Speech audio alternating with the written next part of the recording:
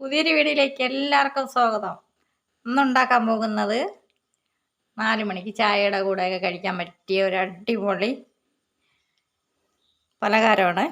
അപ്പോൾ ഇത് അലവാങ്കെന്നാണ് ഇവിടെ പറയുന്നത് കേട്ടോ. പണ്ട് മുത്തശ്ശന്മാരും മുത്തശ്ശിമാർക്കൊക്കെ ഇഷ്ടപ്പെട്ട സാധനമാണ്. നല്ല അടിപൊളി ടേസ്റ്റാണ് കേട്ടോ. നിങ്ങളെല്ലാവരും ഇതേപോലെ ഒന്ന് ട്രൈ ചെയ്ത് നോക്കിയിട്ട് കമൻറ്റ് ഇടണേ. അപ്പോൾ ഈ വീഡിയോ ആദ്യമായിട്ടാണ് കാണുന്നവരാണെങ്കിൽ ഒന്ന് സബ്സ്ക്രൈബ് ചെയ്യാനും ലൈക്ക് ചെയ്യാനും ഷെയർ ചെയ്യാനും കമൻറ്റ് ചെയ്യാനും മറക്കരുത്. അപ്പോൾ ഇതെങ്ങനെയാണ് തയ്യാറാക്കുന്നതെന്ന് നോക്കാം. വീഡിയോ ഇട്ടിട്ട് പോയാലോ. അതിലേക്ക് വേണ്ടി ഒരു ബൗൾ എടുത്തിട്ടുണ്ട്.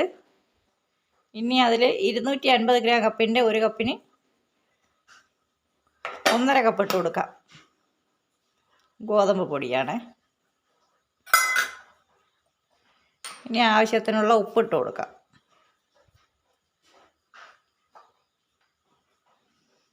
ഇനി ചെറിയൊരു സവാള അരിഞ്ഞത് അത് ഇതിലോട്ടിട്ട് കൊടുക്കാം.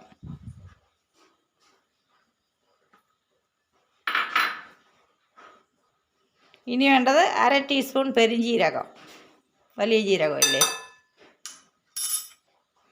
ഇനി 1/4 ടീസ്പൂൺ അയമോദകം എടുത്തിട്ടുണ്ട്.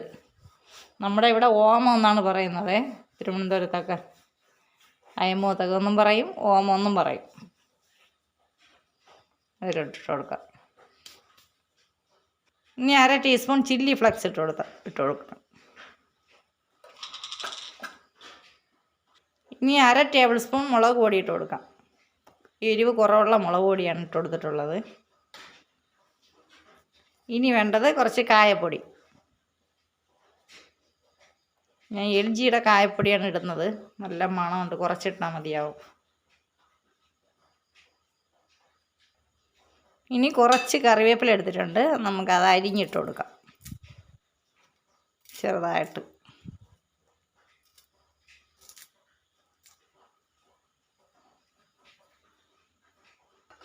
ഇനി കുറേശ്ശെ വെള്ളം ഒഴിച്ച് നമ്മൾ ചപ്പാത്തിയുടെ പരുവമില്ലേ അതേപോലെ ഒന്ന് കുഴച്ചെടുക്കാം.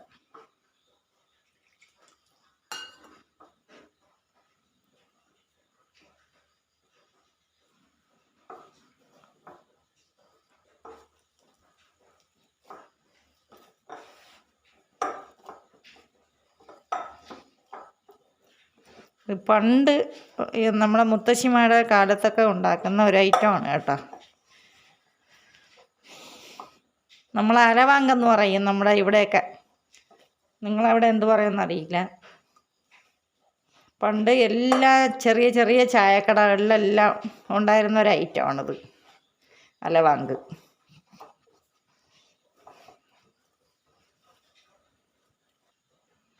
അപ്പോൾ ഇതേപോലെ കുഴച്ചെടുത്തിട്ടുണ്ട്, കണ്ടില്ലേ. നമുക്കിത് പെട്ടെന്ന് ഉടനെ തന്നെ ഇത് കുഴച്ചുടനെ തന്നെ തയ്യാറാക്കി എടുക്കാൻ പറ്റും. ചെറിയ ഉരുളകളാക്കി എടുക്കാം. ഇനി ഇതേപോലെ ഒരു പ്ലാസ്റ്റിക് കവർ എടുത്തിട്ടുണ്ട്, എണ്ണ തടവി എടുത്തിട്ടുണ്ട്. ഇനി അതിലോട്ട് ഈ മാവ് വെച്ച് കൊടുക്കാം.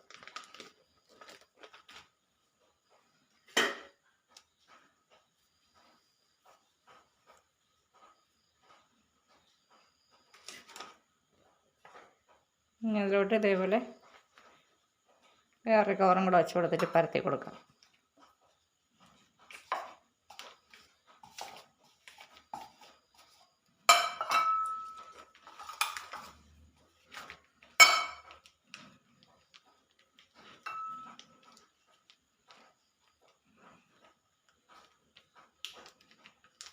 നമ്മൾ ചെറുതായിട്ട് പരത്തിയാൽ മതി.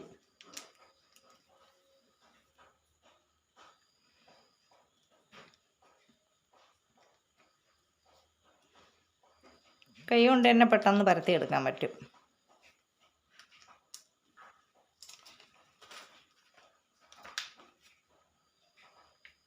കണ്ടില്ലേ.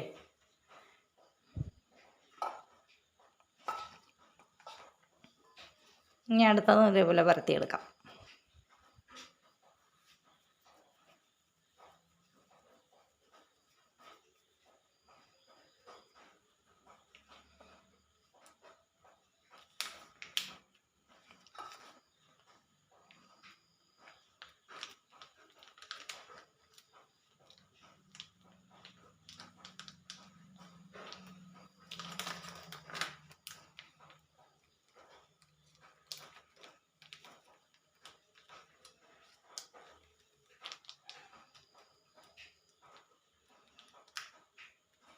ചായ കുടിക്കാൻ നല്ല ടേസ്റ്റാണ് കേട്ടോ ഈ പലഹാരം.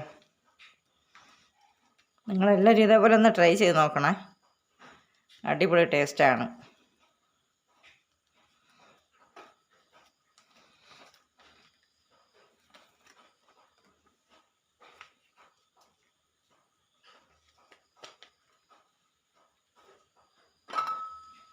ഇതെല്ലാം ഇതേപോലെ പരത്തിയെടുക്കാം.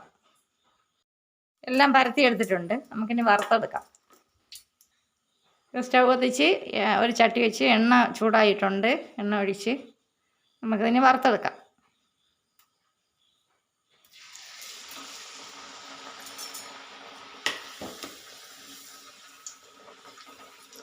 നല്ല ഒന്ന് ചുവക്ക വറുത്തെടുക്കണം, അപ്പോഴാണ് ടേസ്റ്റ്.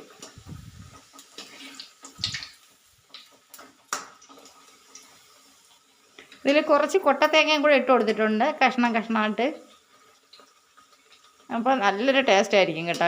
കടിക്കാൻ കിട്ടും നല്ല തേങ്ങയുടെ.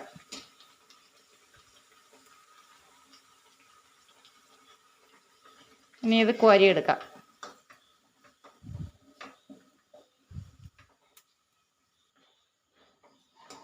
ഒരു പാത്രത്തിലോട്ട് മാറ്റാം.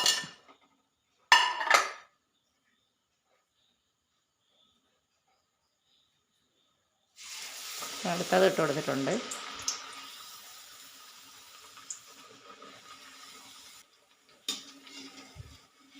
അപ്പം ഇതും റെഡിയായി.